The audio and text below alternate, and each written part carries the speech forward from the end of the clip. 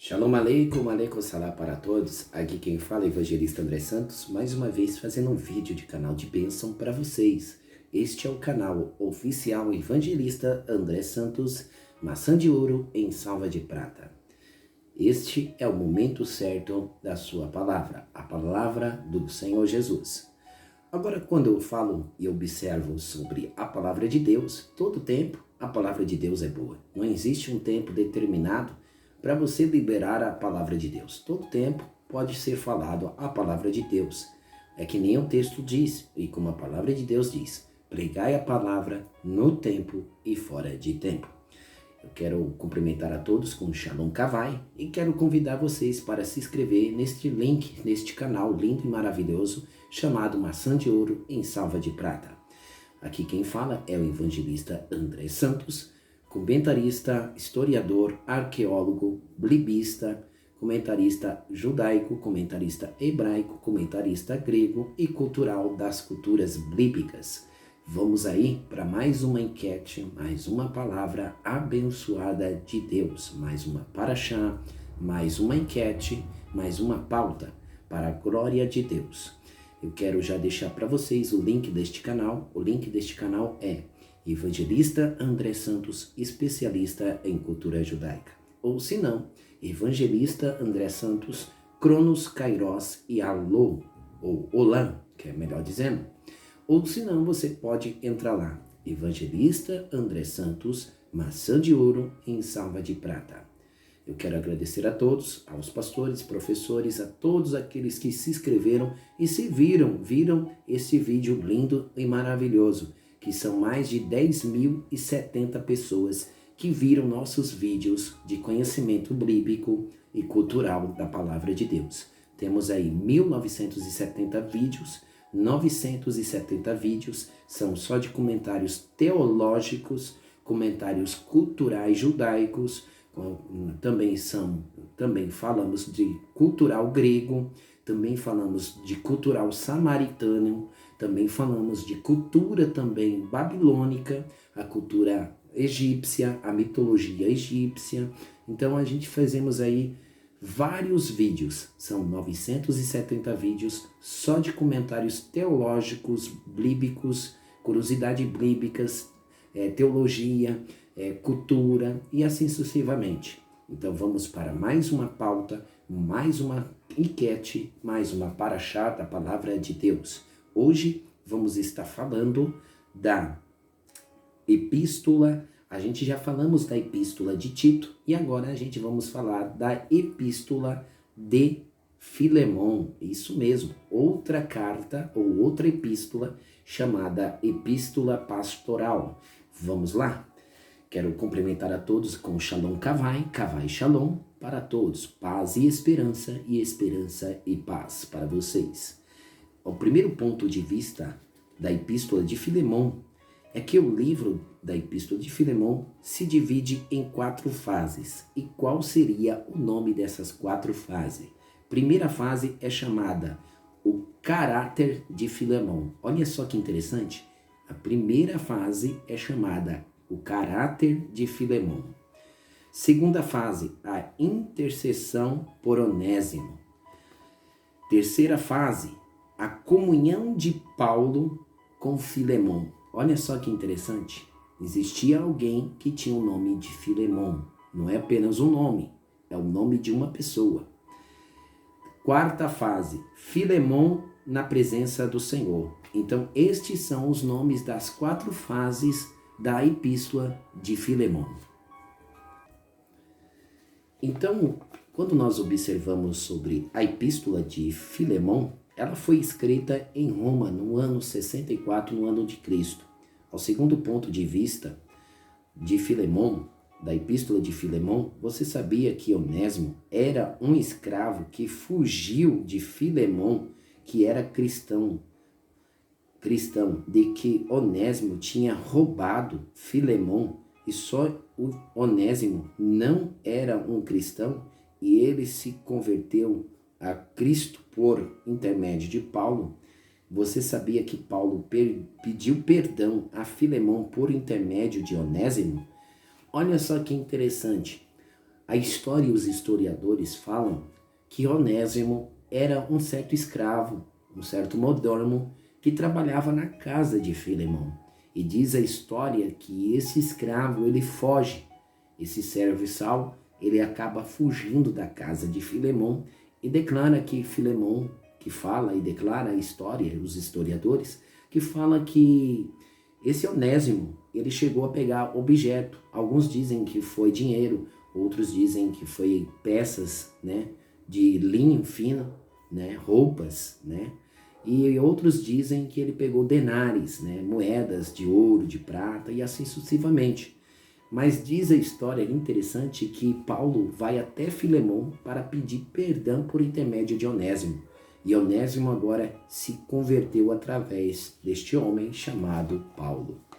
Ao terceiro ponto de vista da epístola de Filemão, é interessante que nós observamos uma coisa interessante dos textos. Então, observando ao terceiro ponto de vista da epístola de Filemão, o livro da epístola de Filemão contém um capítulo, 25 versículos e uma pergunta. Você sabia que Filemão tinha 3 características? Quais são elas? Quais são as 3 características de Filemão? Amor, fé para com Deus. Você sabia que essa é a segunda característica de Filemão em a sua mensagem? A manifestação da fé através do intermédio da palavra de Deus. A terceira característica de Filemão era ser hospitaleiro. Isso mesmo, hospitaleiro para com os santos. Hoje em dia, poucas pessoas são hospitaleiras dentro da igreja. Você sabia disso? Hoje, o século 21, as pessoas não sabem nem ser hospitaleira, e muito menos na sua casa, quando alguém vai fazer uma visita. Mas, olhando esta biografia, estas eram as 3 características de Filemão. Filemão tinha a primeira característica chamada amor e fé para com Deus. Segunda característica, manifestação da fé de Deus através do império da palavra de Deus. E a terceira característica era hospitaleiro para com os cristãos santos. Ao quarto ponto de vista da epístola de Filemão, a epístola de Filemão, o nome Filemão vem do verbo grego chamado amoroso ou amigável. O nome Filemão no grego é phiemon. Phiemon significa aquele que ama ou aquele que beija. Olha só que interessante, que coisa linda, né? Filemão, o nome dele já mostra uma característica, né? O nome tem poder de mostrar a característica de alguém. Ele era um homem amoroso, ou um homem que era amigável com as pessoas. Ao quinto ponto de vista da epístola de Filemão, que Onésimo fez para Filemão? Tinha furtado a casa de Filemão. Você sabia disso? Fugiu para a Roma, mas Paulo estava lá. E Filemão mostra o amor do seu antigo escravo, ensinando o perdão, perdoando o seu escravo, o seu mordomo. Olha só que interessante. Então, Filemão acaba perdoando Onésimo por ter furtado, roubado na sua casa, através da palavra de Deus e através do intermédio do perdão de Paulo.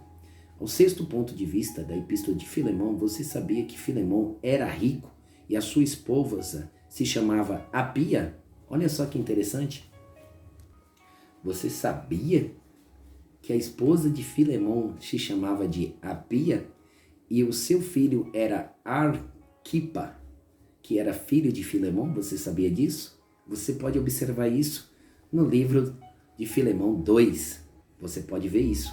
Você sabia que a igreja de Colosso, que era a casa de Filemão, você sabia disso? Olha que coisa legal. Você sabia que a igreja de Colossenses, ou Colosses, era a casa de Filemão? Baseado isso no livro de Filemão, capítulo 5, verso 7.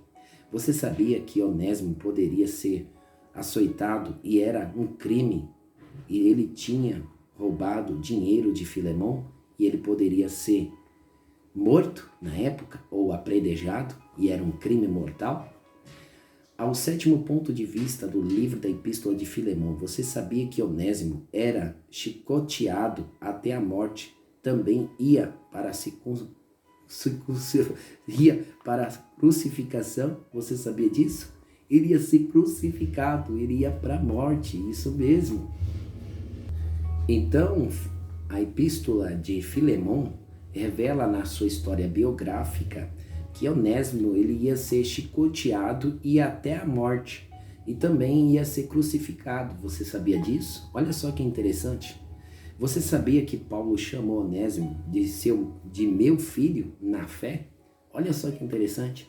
Paulo pegou tanto afeto e tanto amor por Onésimo que chamou Onésimo de meu filho na fé. Você sabia que o nome Onésimo significa útil para Deus ou útil para Cristo? Você sabia que Filemão cancelou a dívida de Onésimo e deixou a raiva que tinha e o ódio que tinha por Onésimo? Olha só que interessante. Ele cancelou a dívida, ele mesmo foi lá e cancelou e limpou o nome daquele homem. Olha só que interessante. Hoje em dia raramente acontece isso. Agora, olhando ao oitavo ponto de vista sobre a Epístola de Filemão, você sabia que Filemão ficou 3 anos na igreja de Efésios? Você sabia que Onésimo não podia viajar sozinho por causa dos caçadores de escravos ou caçadores de recompensa? Por intermédio que Onésimo era um homem fugitivo e por causa de Filemão que pagou para os caçadores de recompensa? Você sabia disso? E ele teve que ir atrás dos caçadores de recompensa para dizer, não precisa mais caçar Onésimo, não precisa, olha só, vamos dizer um exemplo, não precisa vir oficial de justiça, não precisa mais pegar ele, ou melhor dizendo, a dívida, né? Olha só que interessante. Então vamos lá olhar, você sabia que Paulo fala com Tíquico e a viagem com Onésimo cuidando dele? Então tinha um homem que cuidava dele e era Tíquico. Por intermédio de Paulo, por ordenança de Paulo, falou, Tíquico, toma conta de Onésimo, para nenhum caçador de recompensa ou aqueles caçadores de escravo venha caçá-lo. Você sabia que Onésimo virou e era um bispo?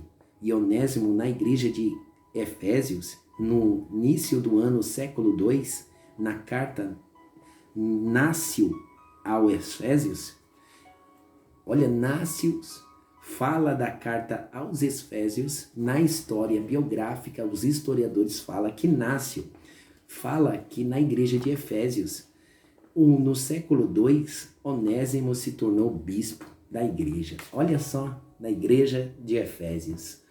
Que interessante, né, meus amados irmãos? Esse é mais um comentário biográfico na sua exegese avançada, na sua hermenêutica avançada, na sua homilética avançada. Aqui quem fala é o evangelista André Santos, deixando a todos aí um shalom kavai shalom, paz e esperança. E este é mais um comentário sobre a biografia da Epístola de Filemão e o seu estudo temático. Shalom aleikum, aleikum salam para todos, em nome de Jesus.